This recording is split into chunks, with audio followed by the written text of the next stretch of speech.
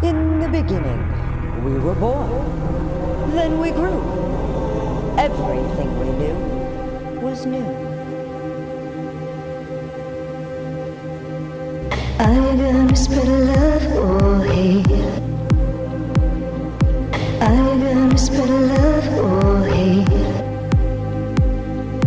Are you gonna spread love or hate?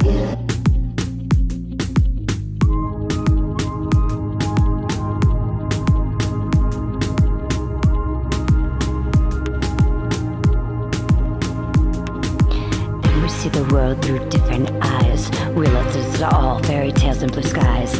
Everyone is wearing a mask in disguise, covering up their issues with betrayals and lies. As we wish we could see through our childhood eyes, I ask you, I ask you, are you gonna spread love or hate? Are you gonna spread that love? Are you gonna spread love or hate? Are you gonna spread love or hate?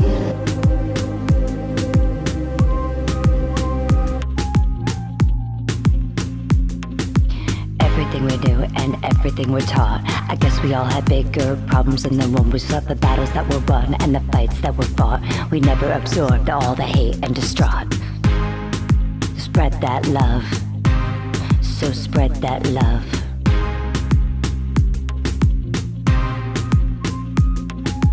Are you gonna spread love or hate?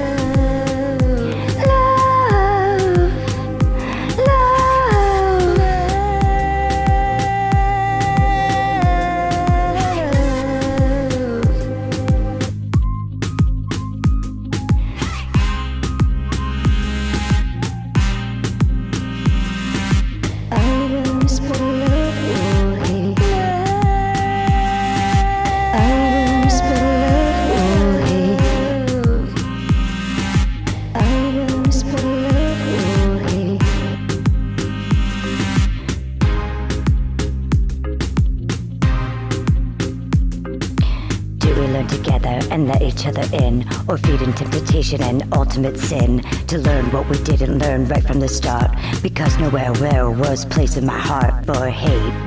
As we wish you could see through our childhood eyes once again, I ask you, spread love. I'm gonna spread love or hate. I'm gonna spread love or hate. I'm gonna spread love or hate. Love.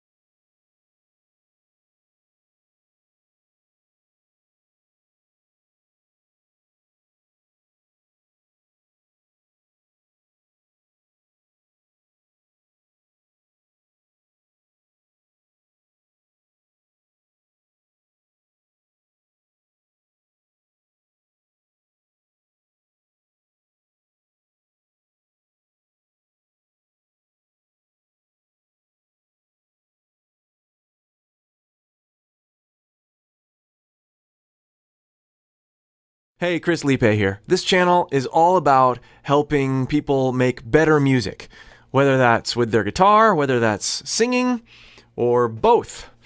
And in this lesson, I'm going to talk about a way that I've been using forever to develop my ear for harmony. Ever since I could strum the guitar, I've been doing this. And I've gotten a fair amount of questions lately. How do I get better at singing harmony vocals? How do I develop that? Well, it's all about developing your ear first.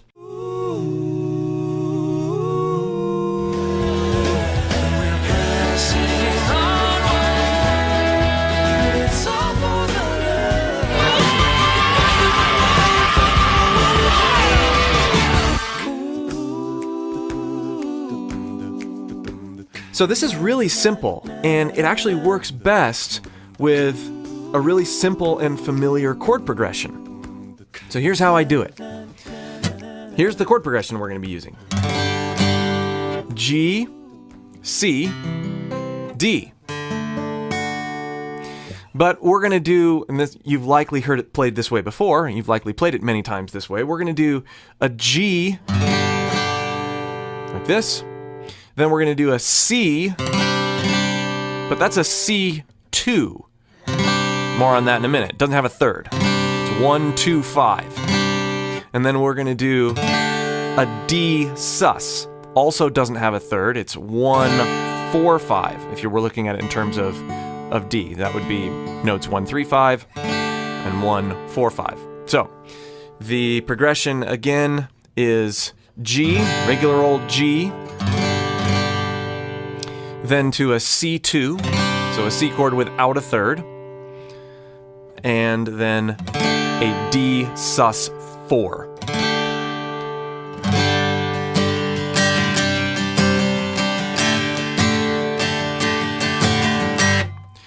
Age-old progression.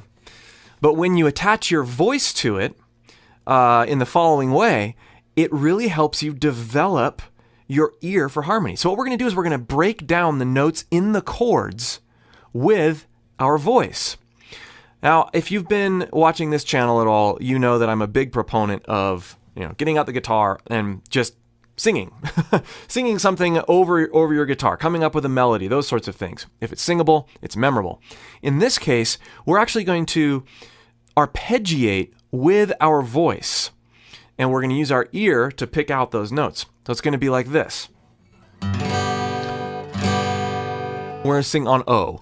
O, or O, O. So we have 1, 3, and 5. First 3 notes of that chord. Oh, we're just going to make a note, and we're going to sing that over and over again with this particular chord, with G. Then we're going to go to C, so that's La or O, and then O, O, O, or O,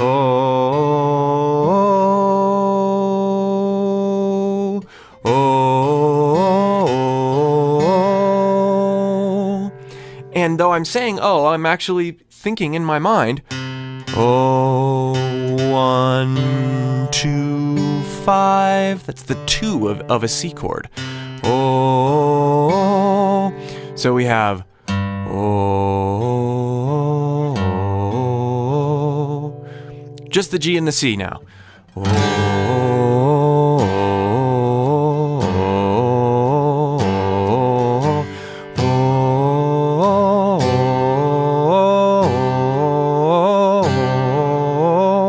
Could do that even slower with our voice.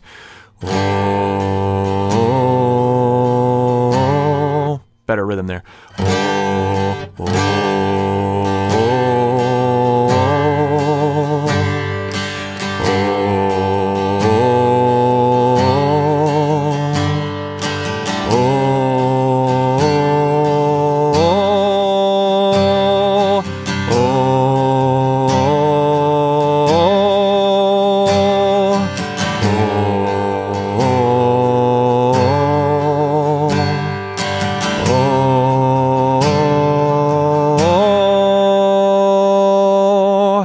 So I'm infusing the notes of the chords, the specific notes.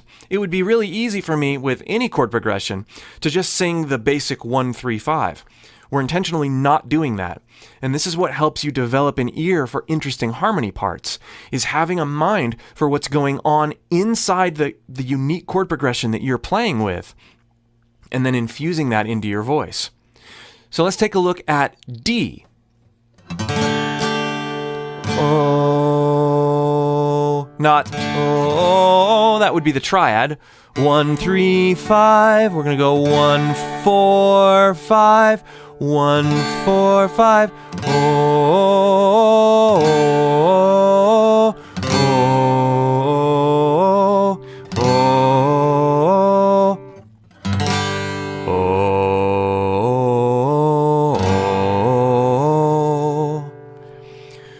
we've got 1 3 5. 1 3 5 1 3 5.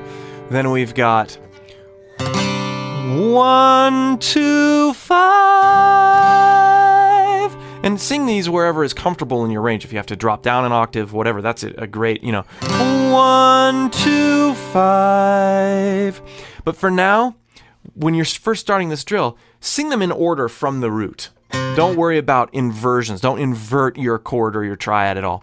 Always sing, even if you're having to drop down an octave, still sing them in order. 1 2 5 1 3 5 1 2 5. Then 1 4 or 1 4 5 1 4 5.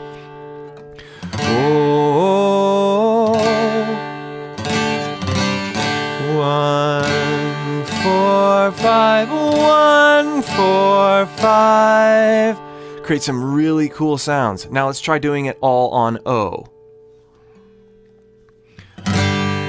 Full chord progression.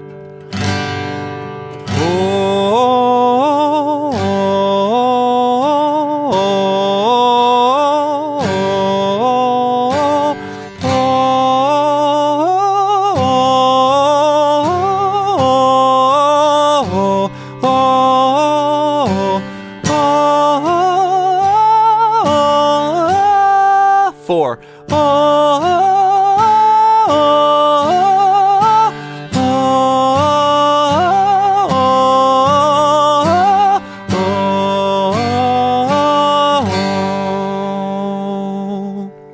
Once you get the notes down, really the best way to truly make this your own is to make it as musical as possible. Turn it into a mini song. I think to make this the most musical for me, I'm going to slow down the singing and speed up the strumming a bit.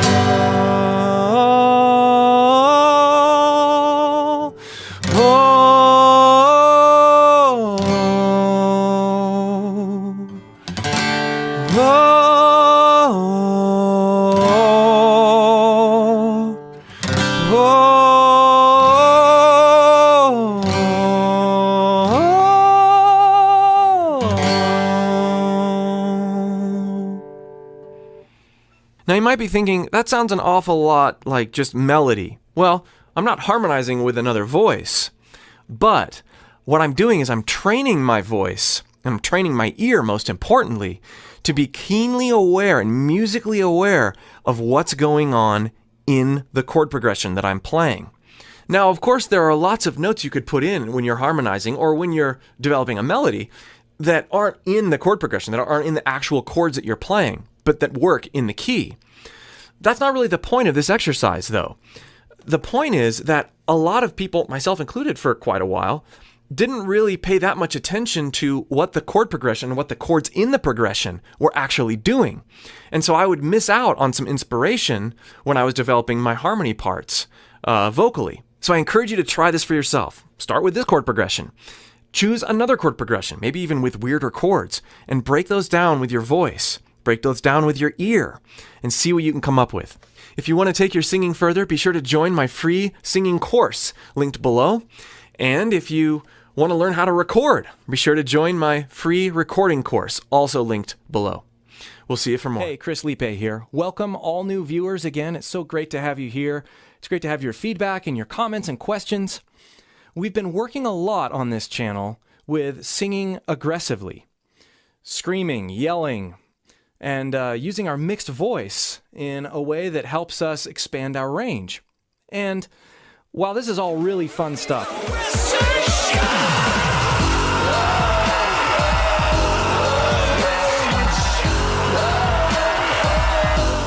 if we work on expanding our range and improving our tone or rasp, but we never recenter our voice in cleanliness, meaning the ability to be able to hit pitches across all of our range cleanly, without grit, without rasp, using different resonances, we're really doing a disservice to our voice in the short term, but especially long term.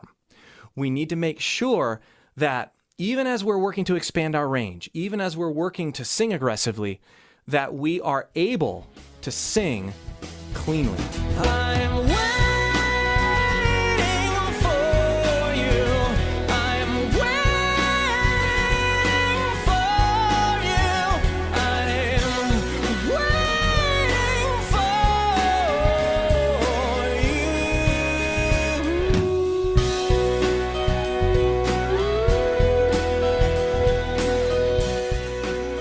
The ideas and techniques and sounds that I'm going to be sharing with you in this video should really be practiced and infused in your singing before you enter into an aggressive singing session, kind of as a warm-up, and they should be done after, for a short time, after you've done some aggressive singing.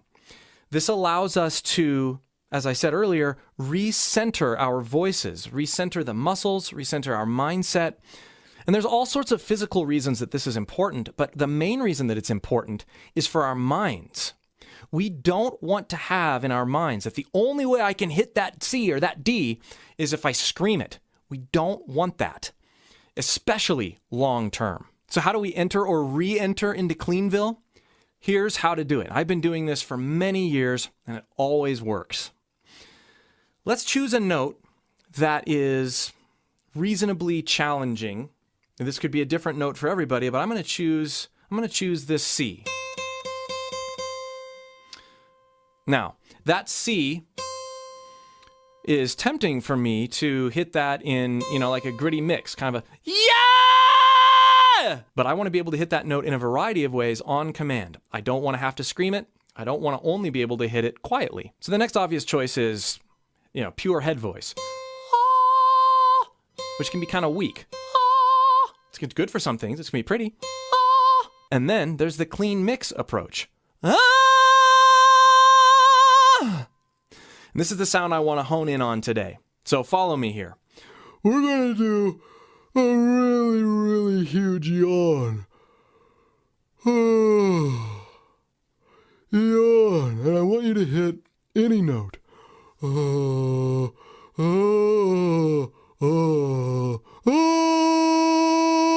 And then I want you to do a siren with this yawn.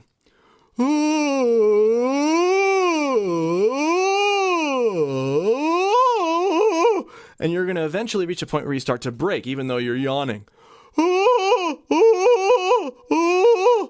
Right when you feel yourself start to break, I want you to add a little bit of extra push from your support system. And if you're unfamiliar with support and how to truly support your voice throughout your range, be sure to click the link below and join my free vocal course. I go through that at the very beginning, and we have several exercises that help you really support your voice well. Okay, so we're going to push up to the point where we're going to sing and yawn, not sing, yawn, up to the point that we break. And right before we feel we're going to start to break, we're going to push more here.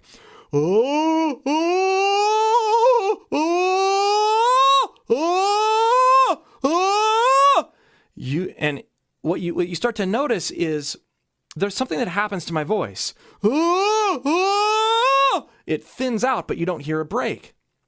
Now I'm pushing really, really hard from my support system down here. I mean, it's really, and you're going to have to do that when you're figuring out this feel. It's going to be uncomfortable. You're going to be pushing harder than you've ever pushed, with even more force than you do with aggressive screaming like we've covered on this channel before. So, and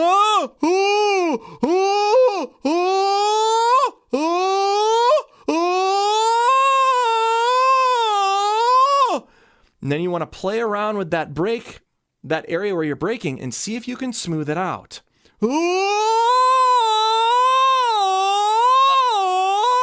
The reason we're assuming this vocal position instead of some of the vocal positions we've worked on in other videos is because adding fry is impossible in this position. So fry, if you recall, is fry, a way to add grit. We don't want to add grit. We want to be clean, so we're doing this. What it also does is it helps us place our resonance back as you're feeling, but also further up in our nasal passage. This has a side effect of placing our larynx in a position that helps us blend through our break just a little bit more. It's really cool. So let's try making these noises again.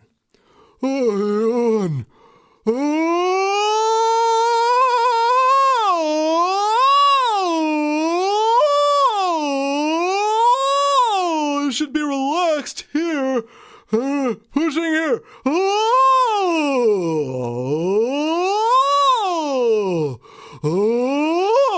That in contrast with this, which you've seen me do in other videos. You can access the same notes. Those are both great ways of accessing mix. But this other way is going to almost force you to stay clean as you're doing it.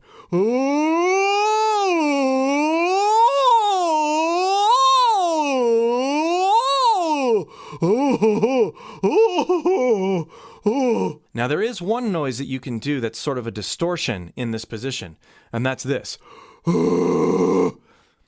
We don't want that either. That comes from going. We're actually accessing a different part of our voice there. It's not fry, but more on that in another video. Let's resist that as well as we're working through this. Once you've gotten a chance to do that a little bit, go back to your goal note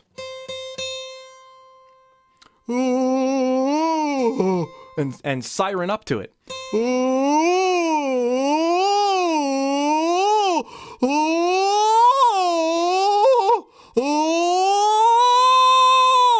It's going to sound like you're swallowing something. It's okay.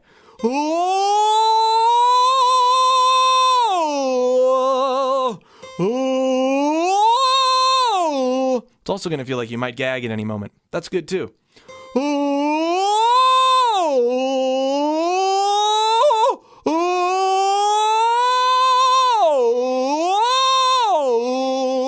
Now, once you've got this extreme sound and feel down, where you've figured out how hard you need to be supporting and pushing, very, very much so, and then where that balance is with pushing enough to smooth out your break in the yawn position, we're ready to dial back the weirdness factor a little bit and make it a little bit more usable. Harnessing this feel is going to help us be more realistic. So let's go back to the guide note.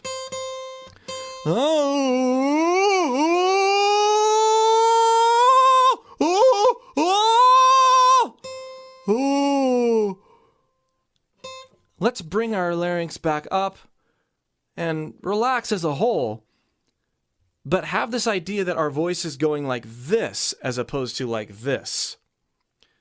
Like this instead of like this.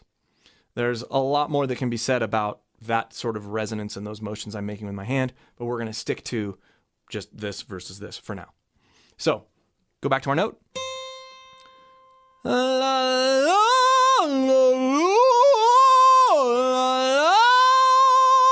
Note it's dark. Not still very open, very dropped. And then add it to a sequence. La la la la la la. Choose surrounding notes that you know you can hit well, with this dropped sort of mindset and mentality.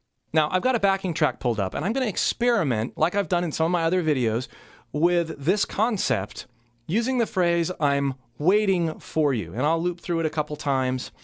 And I think it's just really helpful for you to hear and see the progression of how we're getting to these notes. This is the way that I've been able to return to clean singing after all the other stuff that I do. It's very helpful. Here we go.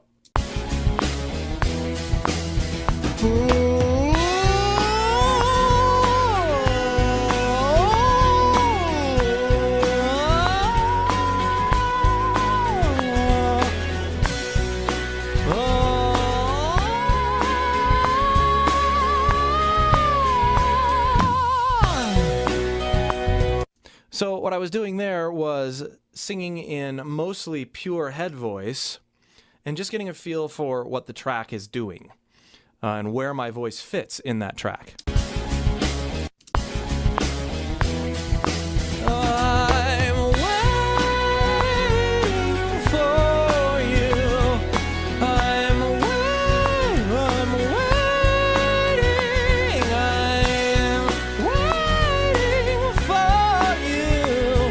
So I'm clearly going into pure head voice there, or falsetto. Now I'm going to put the yawn factor in. Not going to worry so much about the words, but I'm going to push up to those notes. Ah! Ah! Ah! Using yawn. Yeah.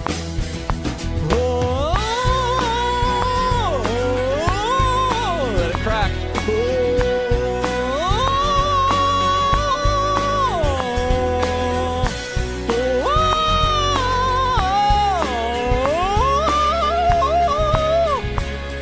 That's what it sounds like and feels like when you're getting that feel.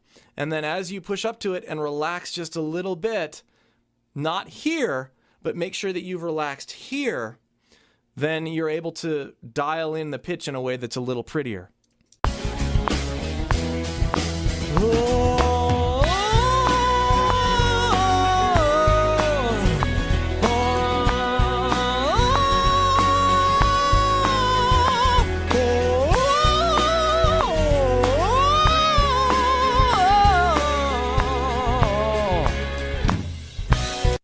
Notice it doesn't sound as ooh when you start pushing up into those higher notes.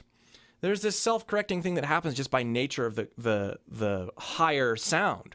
Oh, right? I mean, it's still open, but when you're high like that, it doesn't sound quite so drudgy.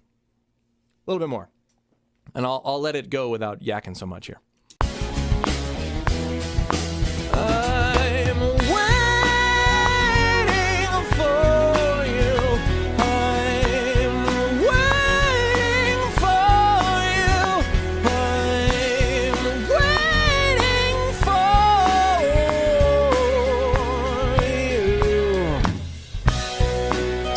Let's do it again. There was some tension there when I was coming back down. Waiting for... Because I'm going into full chest right there, which is good. I want to give myself a little bit more room. Waiting for... I want to accentuate that without having an actual break in there. That was my goal, but I tensed up.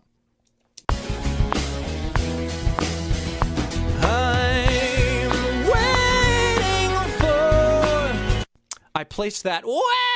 I was doing that, which is easier to do as you, if that's your habit. We don't want to go there. We want to be able to be in Cleanville. Yeah. Woo! I'm waiting for you. I'm waiting for you. I'm waiting for you.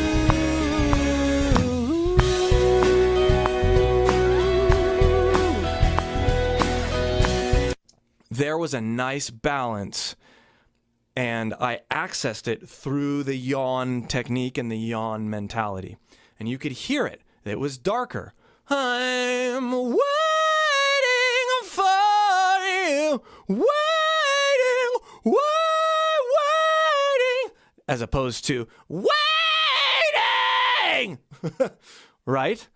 Two different ways, two different angles, way easier to be clean on the other way. Enjoy, and let me know how your recentering on your clean voice goes using this technique.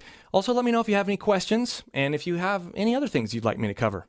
And if you got to the end of this video and you're going, whoa, a lot of what we're doing doesn't make a ton of sense and I'm not able to get these feels, or I don't really understand what he's talking about, that's okay. This is pretty advanced stuff. Be sure to join my free vocal course and get the fundamentals down so that stuff like this will make sense. You can join my free course by clicking the link below in the video information. We'll see you for more. You ever feel like you get your voice good and warmed up by doing sirens or other methods to work different parts of your range and resonances, and then when you go to start singing a song that's high in particular, you still tense all up and your voice gets really tired and you don't really know what's going on? Really what I'm going to be addressing is how to sing high, particularly high phrases, without tensing up. Now for this stuff to work, you're going to need a good foundation. You're going to need an understanding of some of the things that I've taught on mixed voice on this channel.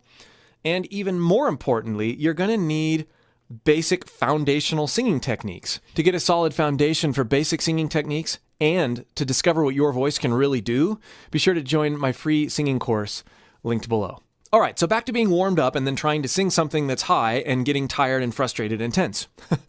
Here is a way to dissect a line that is challenging, particularly when it comes to key, and get it in your voice, learn the feel, learn how that line should feel so that when you go to approach it in the song context, it doesn't trip you up. It doesn't make you feel tense. It doesn't make you feel, oh, what'd I do all that warming up for? I can sing that note in my warm-ups, but I can't sing it in the context of this song.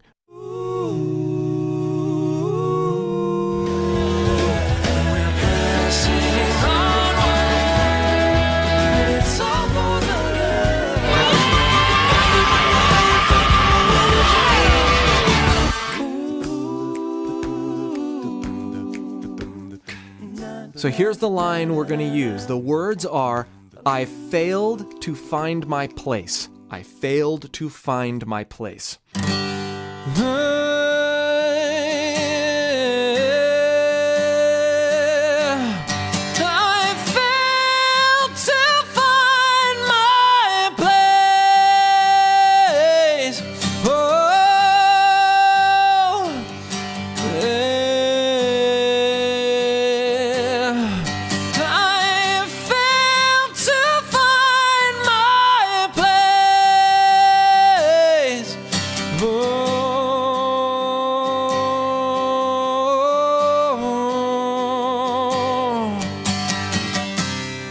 Our goals are as follows with anything we sing, but with any line we're trying to unpack.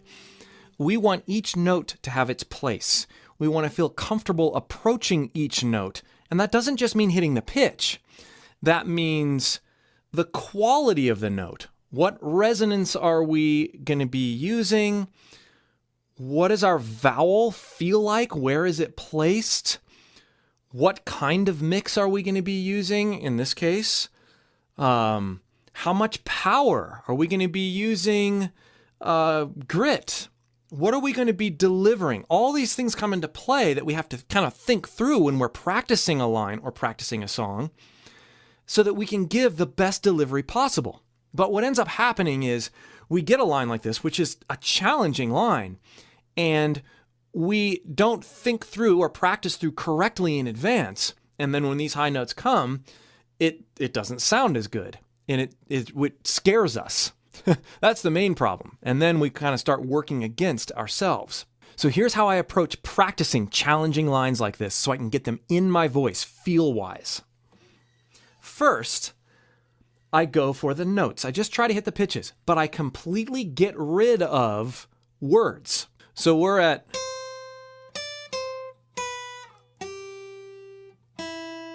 C5. D5, B4, G4, down to that E. I'm going to sing that now. And I don't care how I hit it. I'll just hit it in a pure, unsupported head voice.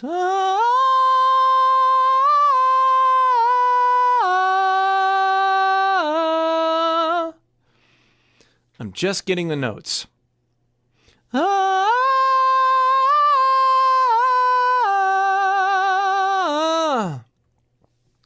Now, I want to go the other direction and just think about the words. I failed to find my place. I failed to find my place. And I might play these notes.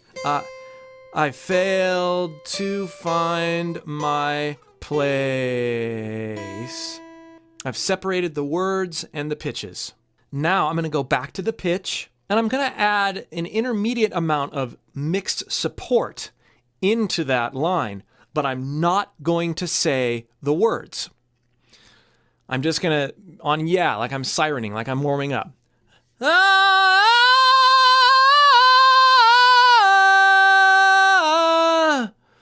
Now, I'm not really thinking about how I'm approaching that mix. I'm not thinking about tone. I'm just hitting the pitches, and I'm making it a little louder because that's my end goal.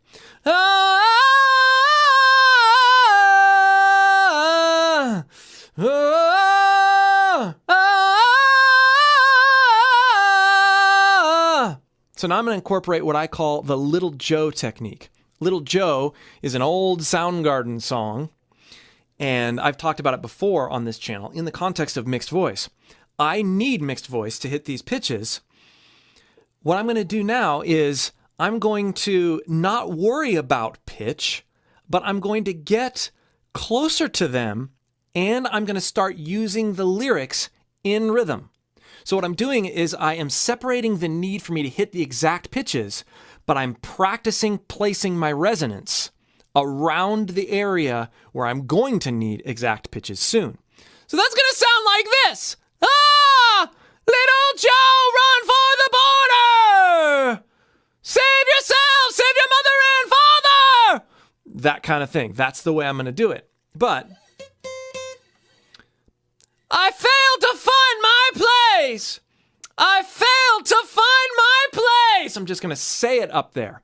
Getting used to the way the vowels feel in that type of resonance. I failed. I failed. I failed. I failed. Is that how I want failed to sound and feel? That's awfully bright. Maybe I take a different approach to that A. I failed. I failed. Failed. Now, what I'm going to do is I'm going to adjust the way I'm hitting that note, or that's not a note yet, that word, that vowel. I'm going to adjust the way I'm approaching it from a feel perspective. I don't want it to be, dying cat. Instead, I want it to be, a little bit more of the yawn. Watch my video on Brandon Urie if you want more information on that. I failed. I failed. Failed. I failed. As opposed to I failed. Failed. I failed. I might be hitting that C. I'm not sure. Failed. Yeah, I am. But I'm not trying to. I've separated it. I failed to find my place. Notice it's more closed. I failed. I failed to find my place. I failed to find my place. I failed. Now, I know that 2 is higher. It's that D5. I failed to find my place. I failed. I failed to find my place. Things are more closed. I'm using the dropped larynx position. I'm still mixing, but I'm using that yawn feel to try to get that phrase to feel less harsh. And I'm making sure that I'm not tensing up. Now, it's time to go back to pitch using this general feel that I'm happy with in regards to how I'm producing my mix. I failed, but I'm going to get rid of the lyrics. And now go for pitch. I failed.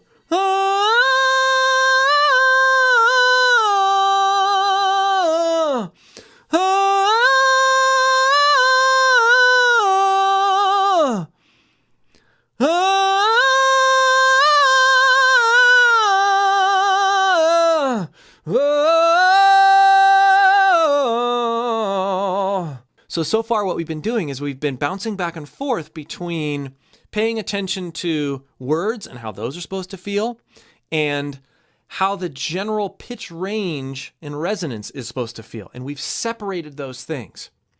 Now we're going to start combining those things and paying extra attention to how vowels feel as we change words over the pitches. By being strategic in how we separate everything, we can pay attention to one thing at a time so that we don't overlook something, find tension when we try to sing a line like this, and then just wonder why we can't do it. We're looking at each aspect of how we approach this line so that if something's off, we know how to dissect it in our mind. And over time, this stuff becomes a lot faster so that you can do this even in a live situation, when you've practiced, of course. I will do it real slow. I failed. No, that's the wrong feel. I failed. I failed too. Now, 2 is higher. Do I want 2 to go into more of a pure head resonance? Failed to. We could do that. I failed to find my place. Or we could not do it. We just have to be intentional about it. I failed to find my place. Now, what I had decided earlier is that I wanted my to be more in the mix of the Dying Catville, right? My! Because it's lower, I can be chestier with it. So yawning, I failed to find my, open up on my place, which sets me in a great place to land in that my place. I love that transition. So I'm intentionally being softer and yawnier high on that C and the D, and then opening up for that lower, chestier mix. And finally, we want to focus on our vowels. Here's a great way to do that. I'm going to take all the consonants out.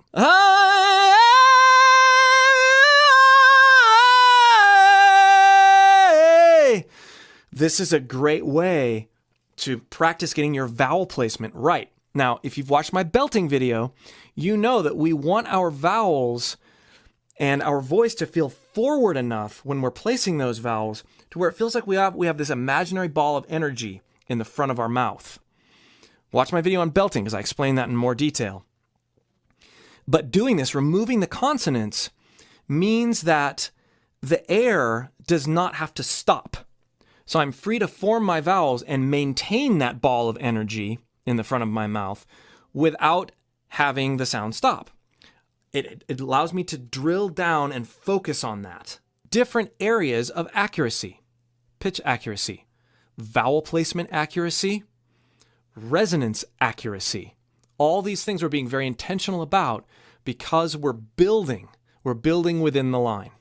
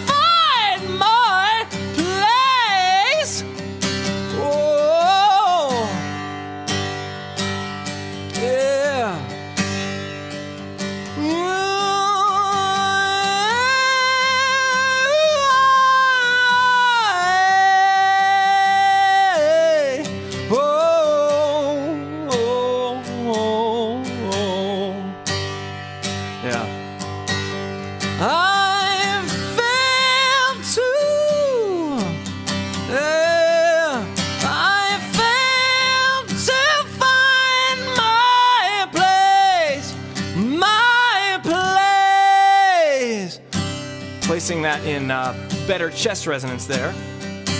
Oh,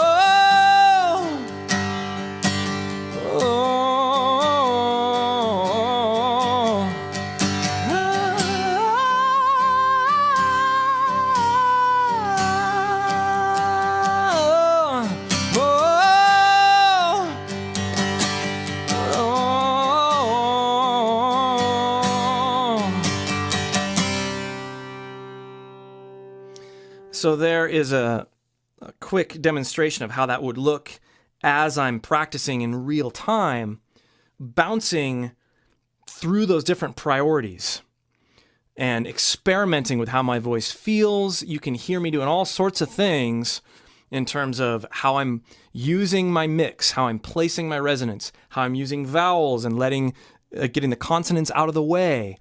All those things help me build to an intentional, well-massaged and interesting and confident line in the end. I hope you've enjoyed seeing how I practice this. I hope this helps you. Leave your comments below. Be sure to join my free vocal course if you want more help dialing in your own voice. And we'll see you for more. So, I love gear. I like recording gear. I like guitar stuff, pedals. I like computers. I like keyboards. And I like researching it and figuring out what it can do and how it can potentially make my music better and my job easier. And I like talking about gear. And it's a good thing too, because over the years of teaching guitar and recording, I've gotten a lot of questions about it. What are you using to get that sound? What model is that Strat? What did you do to that Telly to make it sound that way? Those sorts of things. I love it. But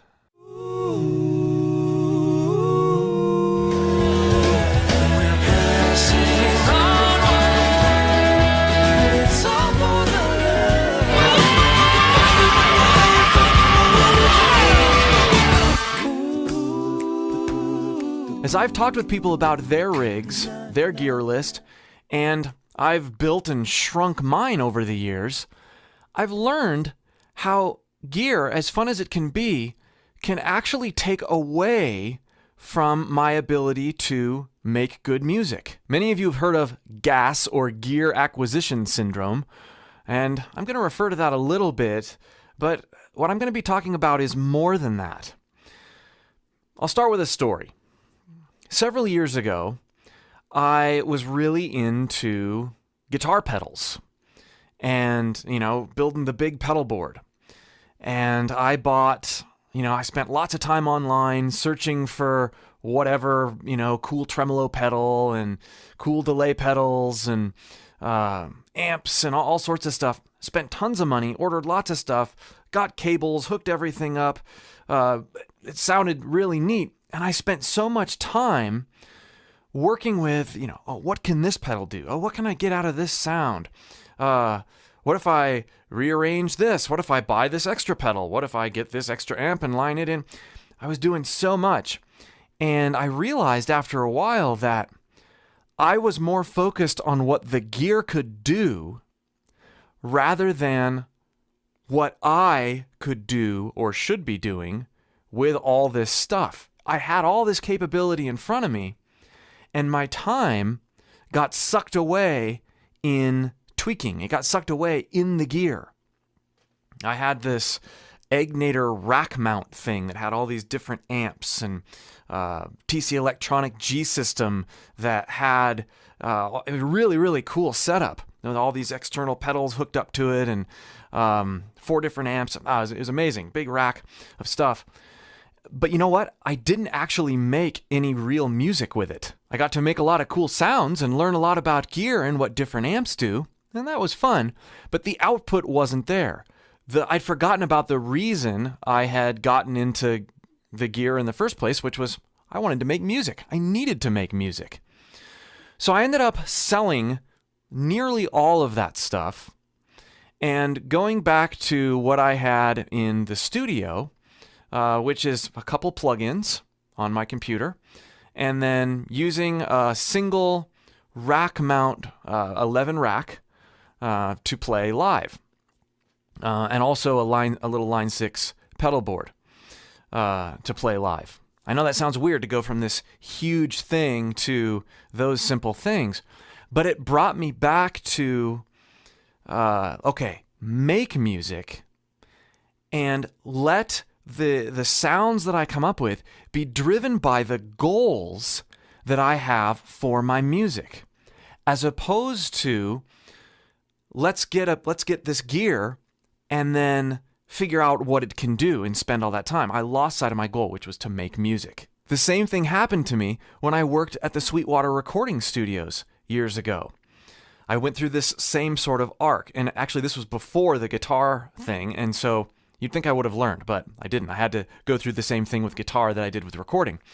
And what happened there is I was working in this massive studio with tons of amazing gear, and I knew a lot about all of the gear. I knew how to use all of the gear, and I would make it a point in session, oh, I haven't used that one lately, or I haven't used that mic, or I'd go to the mic closet, oh, I haven't used that, let's try that. Tons of fun. But what I started to realize was that having all these options and studying and learning about all this gear, again, while fun, did not help me make better music. It actually worked against me in making better music. I have found, since building this studio, that it is better to have a select few tools, even if you feel like you're slightly lacking or limited. It's better to have a few select tools that are centered around your goals for music making. Start by setting realistic musical and artistic goals, and then look at gear as gathering supplies. What do you want to do? Always start with what you want to do, and then gather the tools to help you do what you want to do, rather than starting with the gear and all the possibilities that the gear brings and then choosing to be creative out of that. I found with my experience and in all that we have access to, that just didn't work as well and hasn't worked as well as me starting with the actual project mentality. What do I need? What do I want to do? What do I need to accomplish what I want to do? It's usually far less than I would have gotten or would have built than would have been the case otherwise. So one of the reasons that I'm bringing this all up is that I've gotten a lot of questions lately regarding what do I need to get started recording? I've got a guitar, I've got some amps, I've got a computer. I don't know if it'll work or not work, but I've got that stuff. What do I need? Man, do I need to go out and buy a bunch of mics? Do I need to go out and spend a ton of money? The answer really is no. If you already have a computer, the odds are, if it was made within the last 5 years or so, you have a computer that will work. So I've got a couple basic things here. This I got for $80. It came with Ableton Live Lite, which is more than enough, very powerful software, more than enough to get started with basic recording. It comes with some loops, it comes with some samples that you can use to build backing tracks. It's great. I'll be covering more about Live in this channel as the channel matures. Also, you need a very basic audio interface, something to get your guitar in, something that has an ability to plug in a 1/4-inch cable and adjust the level so that you can get it into your computer. This is not an expensive box either. This was under $150, and it's several years old now, but you can get similar boxes. And this is an older computer. It's kind of the bare bones MacBook Air from, I think, 5 years, probably 4 years ago. And it's the 11-inch screen. It works great. This right here, this starter setup, I bought this used. It's like, I think this was $500, which if you already have a computer, I don't need to worry about that. And then this that comes with Ableton Live Lite, and then this interface, I mean, you're talking about maybe a couple $100 to get started. And remember, start with the bare minimum like this, and then only build as your needs arise as you start making music. That's how this studio was made. I actually don't have a ton of stuff compared to what I've used or compared to what I have had in the past at various stages. I've got 2 nicer preamps for voice, and I use that for instruments. I've got an audio interface that has decent preamps. I've got a computer, and then I've got 2 nice mics, and then a couple other not as nice mics. And then I've got this keyboard controller over here. And that doesn't even have sound that goes through it. It's just a MIDI controller that feels like a real piano. And I really only use that when something like this won't suffice. Getting started with recording is really exciting and fun, especially if you have an idea of what you want to get down, what you want to do. And I've prepared a free course, no strings attached, just follow the link below. It's called Getting Started with Recording, Write with a Song. And we actually go through a full mini song, and I build it from start to finish throughout the duration of the course and help you see right practices and processes for, miking your acoustic guitar, for getting good signal with your electric guitar, for working with drum loops, for dialing in your bass part, all those sorts of things. So click the link below, join the course if you haven't already. Many of you who are watching this channel regularly have already subscribed to that course, and I'm getting some great feedback, some great emails about it, and I look forward to more people learning about it. Don't be trapped or bogged down by the need to have lots or the greatest or good stuff. Start with what you want to do and build around that. Let's have a discussion about this. Tell me what gear you have or what gear you're thinking about getting and what you want to do. And I'll let you know whether what you are thinking of getting or what you have is sufficient for what you want to do, or maybe I'll even make some recommendations for you. Try this. If you want to accomplish this and you want to have multiple inputs or whatever, try this piece of gear instead of that piece of gear. And I want to help you get started in a way that helps the gear kind of take a back seat and helps your creativity move to the front. We'll see you for more later.